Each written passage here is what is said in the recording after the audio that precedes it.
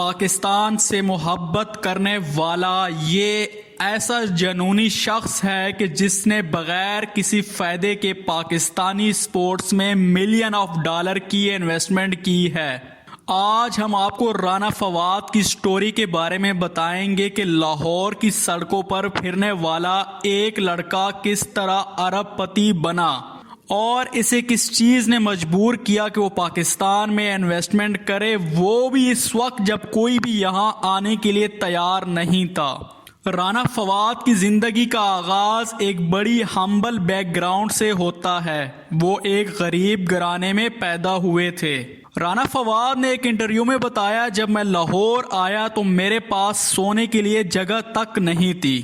چبرجی میں ایک جگہ ہے جہاں پہ ایک واٹر سٹیشن ہے، وہاں پہ میں نے رات گزاری تھی۔ آج بھی میں اپنے بچوں کو وہاں لے کر جاتا ہوں۔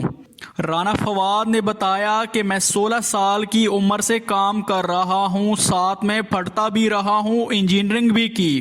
طالب علمی کی دور میں رانا فواد گورنمنٹ کالج لاہور سے پیدل گلبرگ آیا کرتے تھے۔ اپنے اخراجات پورا کرنے کے لیے چھوٹی موٹی جاب بھی ساتھ کرتے رہے۔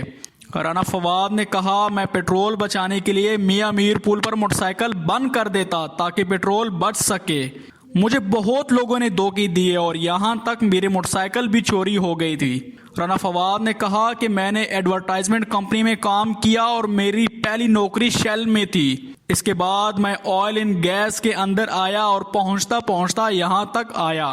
رانا فواد نے کہا، میں نے جو بھی کام کیا ہے دل سے کیا ہے، خوشی خوشی کیا ہے، اس میں ڈنڈی نہیں ماری۔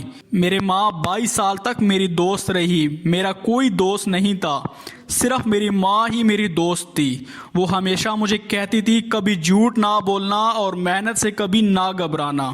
رانا فواد نے کہا کہ میں اکیڈمک میں اچھا نہیں تھا، ویسے میں ٹھیک تھا، میں نے اسٹوڈنٹ پولیٹکس بھی کی۔ میرا ایمان یہ ہے کہ اگر آپ محنت کرتے ہیں تو اللہ اس کا پھل ضرور دیتے ہیں۔ رانا فواد نے پاکستان میں چھپے ٹیلنٹ کو آگے لانے کے لیے بہت اقدامات کیے۔ رانا فواد اس ملک سے محبت کرنے والے شخص ہیں۔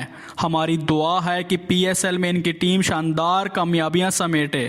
اگر آپ کو ان کی داستان پسند آئی ہو تو اس ویڈیو کو واٹس ایپ کے ذریعے دوسرے دوستوں کے ساتھ بھی شیئر کریں۔